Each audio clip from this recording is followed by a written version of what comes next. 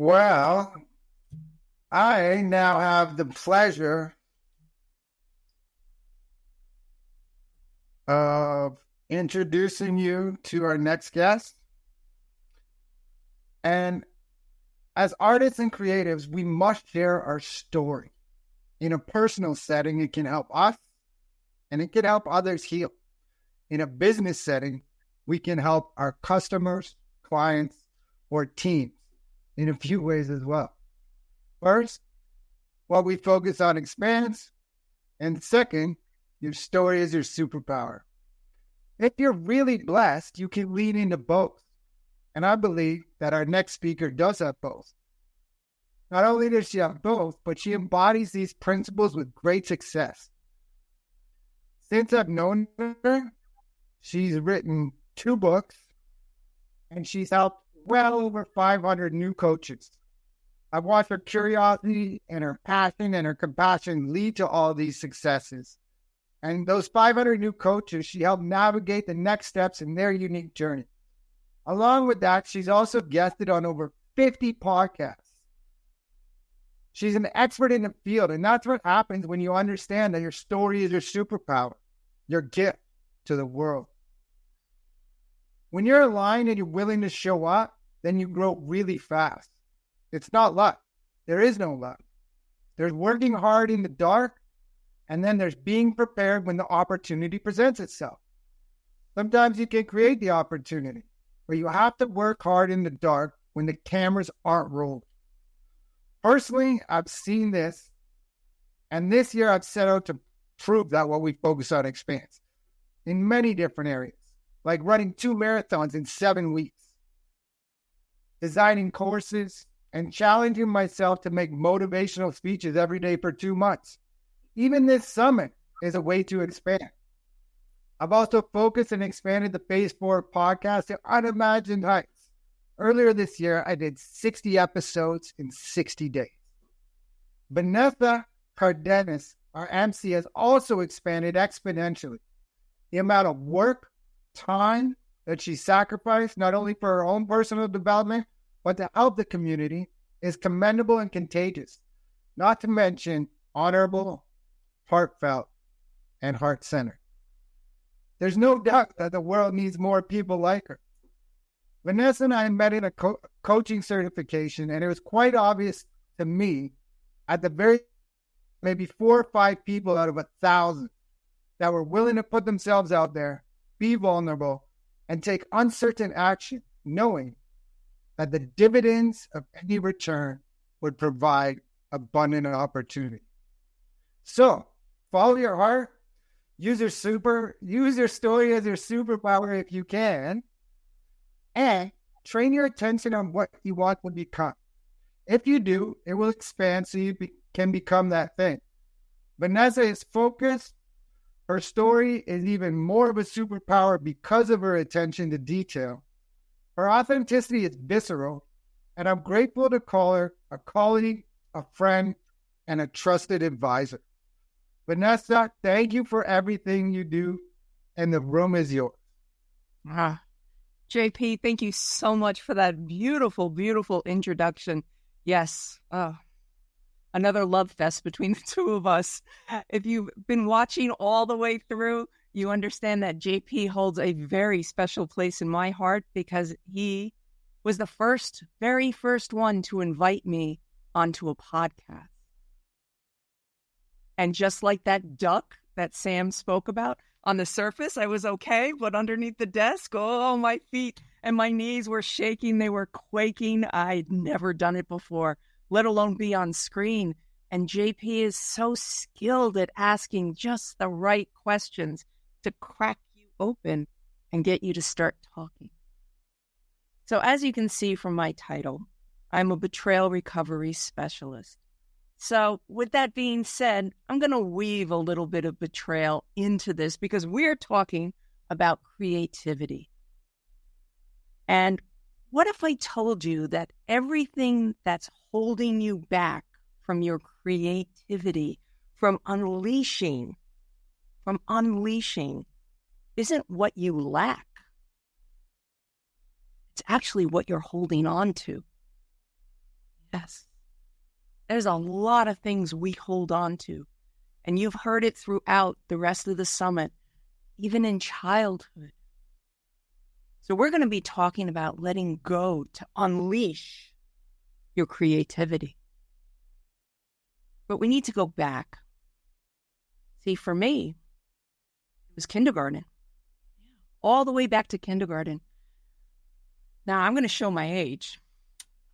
Back when I went to kindergarten, we had, and I think they still have it, the Crayola 96 pack of crayons. I loved my pack, and I couldn't use it all summer long. I had to save it. I had to save it for school. Oh, you know how challenging that was for me not to use that brand new pack of Crayola crayons?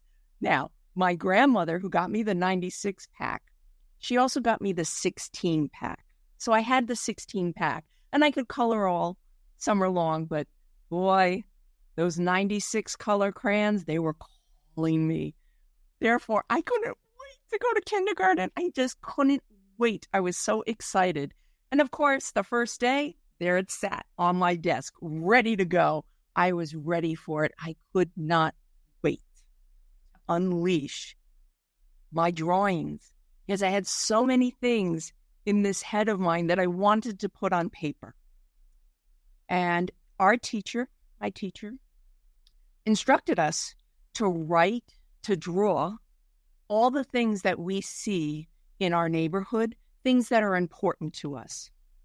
Now, I had to dig deep to find it, and I found it in memory. Couldn't find the original.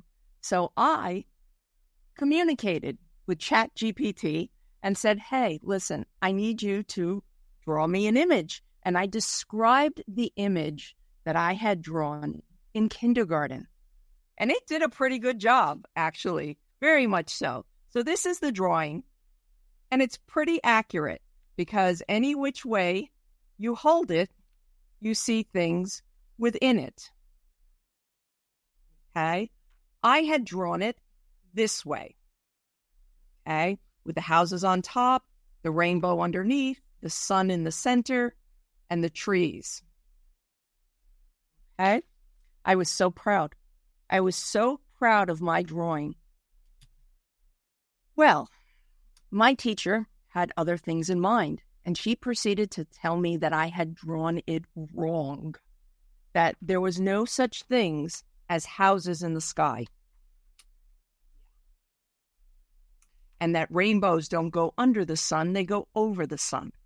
So she kept hanging it up, forcing it to be this way, at which point the trees were now upside down. I remember this so distinctly because in my world, everything was everywhere.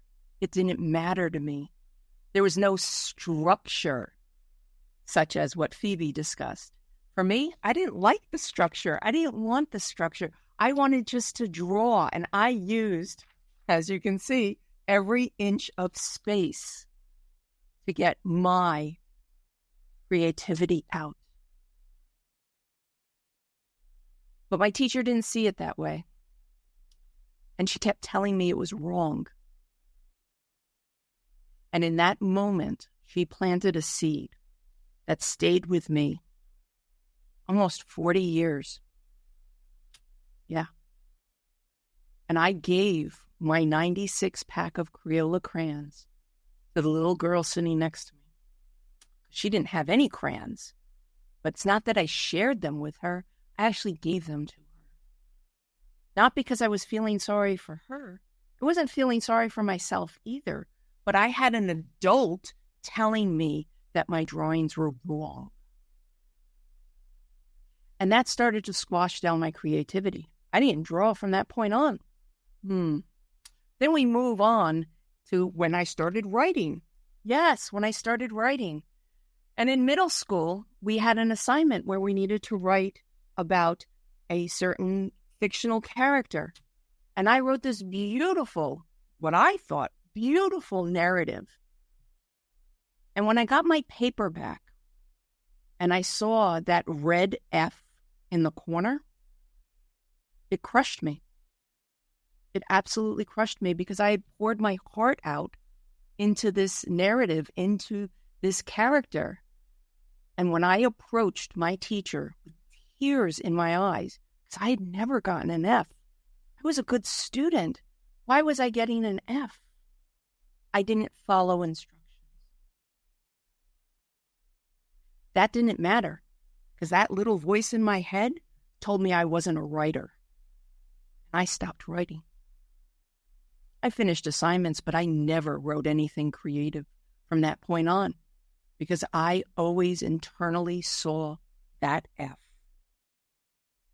And then when I went to college, college, I was the first in my family to go to college. My grandparents were so ridiculously proud. They had immigrated to this country in 1952 from Germany, where the horrors of the war became the yardstick for which my own pain and trials and tribulations throughout my life were compared to. That's nothing. We went through the war. No, that's nothing. We went through the war. And that comparison, that stuck with me for a long, long, long time, because all it did was invalidate all those little micro betrayals that I had throughout my life, where I had a kindergarten teacher tell me my drawing wasn't good enough, where I had an English teacher in middle school give me an F on a writing assignment. Those were micro betrayals. And because I never worked through them, they started to stack up. So here I am in college, enjoying so many beautiful classes, literature and art and painting and all of these wonderful things, until I mentioned it to my grandparents, the classes that I was taking. And my grandfather looked at me. Keep in mind, I loved my grandparents. I did. I understood the sacrifices that they made. But I saw his disappointment when he told me that a Bachelor of Arts wasn't going to get me anything, that I needed a Bachelor of Business. I needed to go into business, not arts. Arts, that's... And I changed my major. I did, because I didn't want to disappoint them. Yeah. That was another betrayal. That was another time that I squashed my feelings, what I wanted to do, for the sake of family, for the sake of being what society wanted me to be, for the sake of teachers, for those that I respected, that I was taught to respect my elders, that they are the be-all, end-all, and what they say is what I should be doing. On a lighter note, I fell in love. I fell in love. Actually, had fallen in love much earlier. And my husband, he has the most beautiful chestnut brown eyes. He does. And they have that hint of gold in them, that beautiful hint of gold that said, I do. I do. And we did. We were married over 2 decades. And one day we're walking through Central Park. And I'm people watching. I'm so excited to be playing hooky for the day from work and just strolling through Central Park with my husband. And I hear him call my name in the distance, Vanessa, Vanessa, let's sit down. And I sit down and I look at him and I see those beautiful chestnut brown eyes. And I think to myself, I love him so much. This time he said 3 words to me. I've met someone.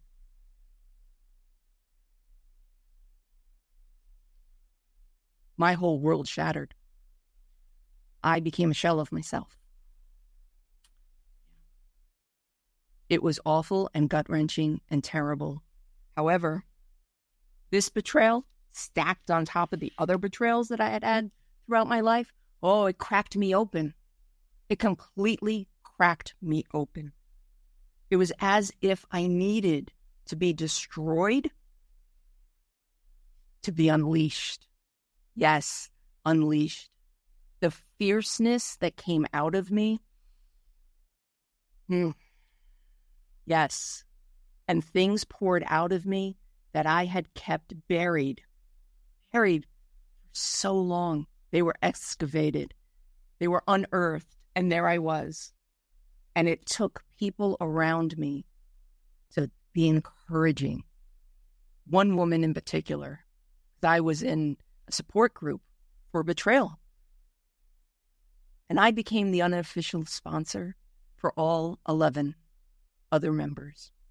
Yep, I was on speed dial for everyone else. And one day, the mentor, who I absolutely adored her, pulled me aside. And she looked at me and she said, Vanessa, you're being selfish. What? I was so taken back. I was offended. What do you mean I'm being selfish? I'm being everything to everyone. And she said, I understand that, but there's only 11 of us. What you have to say, you need to say to the masses. You need to get it out of you on a bigger scale. What do you mean? You need to write. Oh, no, I can't write. I got an F in school. I can't write. What do you mean you can't write? Of course you can write. Anybody can write. I wrote my first book, and I know others here have mentioned about it taking years. Yeah, it took me 6 weeks. Why? Because I poured my heart out. I just poured my heart out into my first book. I wanted it to be what I needed when I went through betrayal. So as I mentioned, my betrayal cracked me open so that I could step into who I was meant to be. Because there are a lot of times that your trauma is what unleashes what's trapped inside of you. And usually what's trapped inside of you is your creativity. Yes, who you actually are, your authenticity, who you were meant to be.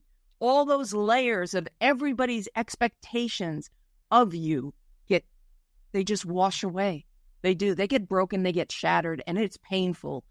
Listen, I am not recommending betrayal to anybody. It is the most gut-wrenching thing you will go through. And go through. Not under, not over, not around. You have to go through it. I can tell you this, there's such beauty on the other side.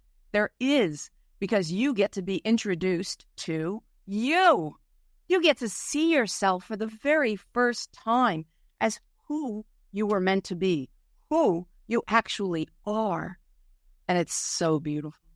It absolutely is. It is so, so beautiful. So I had the opportunity to write. And I got that book out. And yes, I self-published it. And yes, all the things that Jenny mentioned, yeah, I did all of those. Yep. Yep. Designed your own cover. Yep. Check. Edited it myself. Check. Had a couple of other people edit it for me. Check, check. And got it on Amazon. Check. And there it was. There it was. Do I do marketing for it? Yeah, a little bit here and there. But my book wasn't designed to be a commercial or academic success. Not at all. It was designed to be the guidebook. Just like Brene Brown says, your story is a guidebook for someone else. That's what my book was. That's what I wanted it to be. And I'm so ridiculously proud of it because it washes away that red F on that paper. Yeah. Washes it away. It's gone. Yeah. Now, I designed the cover, and I will be honest with you, I did not use Crayola crayons for the cover. I thought of it. It did cross my mind, I'll tell you that. But no, I didn't do it for that. No. But I did design the cover that I wanted. Yes, a lot of people said, oh, no, it's not right. It has to be this color and that color and everything else. And no, I wasn't going to have other people's opinions because, again, not designed to be a commercial or an academic success. It's my success in my book comes from the wonderful comments that I get when they reach out to me via email. They don't want to put a review on Amazon because my book topic is a dark, difficult topic. It's betrayal. No one wants to talk about that. People don't. They want to hide in the shadows of it. But I'm here to tell you, you got to step out of it. You got to step out of it because there's such beauty on the other side of it. And your creativity just pops. It does. So how does this relate to you? What can you do? I haven't been betrayed. Okay. That is wonderful. I'm not here to open up some old wounds for you. Not at all. Not at all. I had those little micro betrayals that I talked about that stacked. They just did. And then I had the big one. Yeah. And it just cracked open. So I go back to the original question. What's holding you back? What's holding you back? So let's talk about letting go. How do you let go of those things that are holding you back from releasing? Kara talked about it. Paint on swatches. So in the privacy of your own home. When she spoke, I thought, you know what? I'd like to get finger paint. Something about getting paint on my hands and just all over a piece of paper and whatnot. Get all those emotions that might be trapped in there. And the biggest one you probably have is fear. Yes, fear.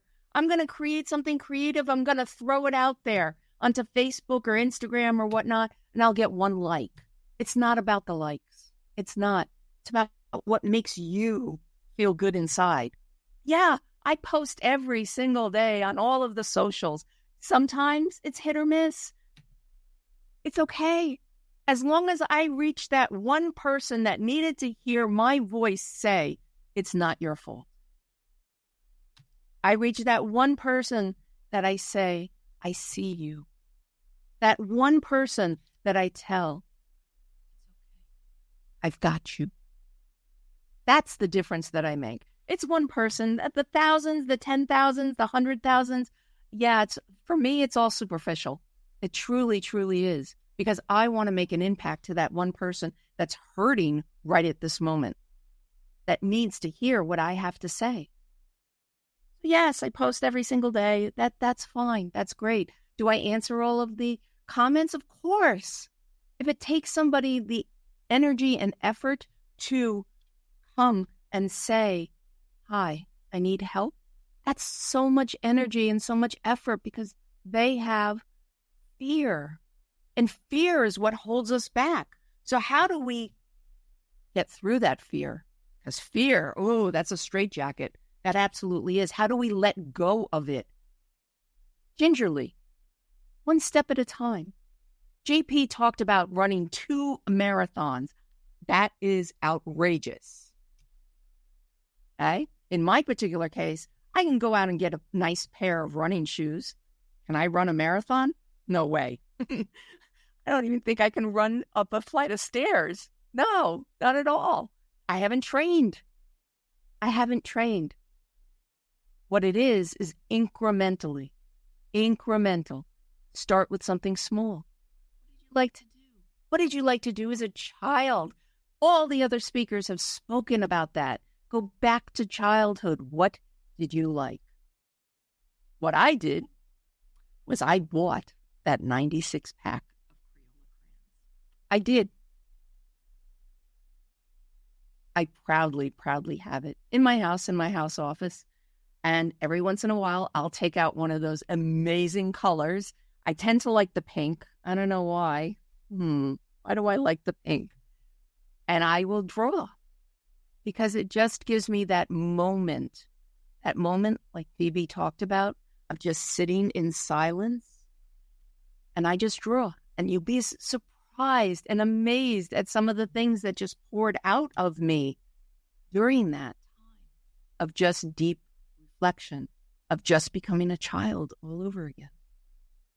So I definitely invite you to consider that. Another wonderful technique, and I loved this technique early on, and I was so grateful to the person who suggested it to me, and it's all over the place. I cannot properly give credit to the one person that developed it first, but to all of them, I am so ridiculously grateful. So I will take a wonderful magic marker, a Sharpie, any color, anything, and I will write all kinds of stuff on words, on paper, all kinds of words, whatever it is. I'm not enough, this and that, I have fear, all the things, all the sayings, all that nastiness. And we've heard about nasty chick voice. Absolutely. That inner critic that tells us that we're not good enough, that we can't do this. And I write it all down on a piece of paper, and then I tear it. Tear it up. Tear it again. Tear it again. Tear it again. Keep going. Keep going. Keep going. Get it to the teeniest, weeniest, little itty-bitty pieces of paper. Tear it and tear it and tear it. I have a fire pit. Yes, I had a fire pit put into my front yard after the betrayal because I wanted to burn things. That was me. Everybody's very, very different. But for my clients, what I suggest is you take these little torn up pieces of paper, one stack, you divide it into one stack, you throw out. Throw it out. You toss it out. It's garbage. It's gone. The other stack, you put in your pocket. And as you walk around throughout the day, every time you pass a trash can, you take a little bit out and you toss it. Spread it out. And you let it go. You let it go so that you can step into who you are meant to be and start really thinking about, what do you want to do? Do you want to write a book? Do you want to start a podcast? Do you want to paint? Do you want to write poetry? Do you want to speak? That's a scary one, isn't it? Speak, as all of the speakers here have spoken. Is there a little bit of fear that goes into that? Of course there is. Of course there's fear of public speaking. But I can tell you this. You've always been a speaker. You always have. How can I say that? Ask any 2-year-old on an airplane. Shh. Inside voice. Shh. Children are meant to be seen, not heard. We've heard that all the time. We were squashed of our birthright to be able to speak. Do you want to be a speaker? I'm sure you have a lot of wisdom to share, just as all the previous speakers have spoken on their wisdom. Yes, they stepped into their birthright, not only creating what they do, but then speaking about it, being able to share their story. Because as JP said, your story is your superpower. Someone else needs to hear your story. Somebody needs to know that they are not alone in whatever struggles or triumphs they have. We want to share it. Why do you think social media is so popular? Because we want to share. We want other people to see us, to hear us, to validate us, so that we know that we are not alone. Step into who you were meant to be. By all means, reach out to me and tell me who you were and who you are, because I would so like to meet you. Thank you so much.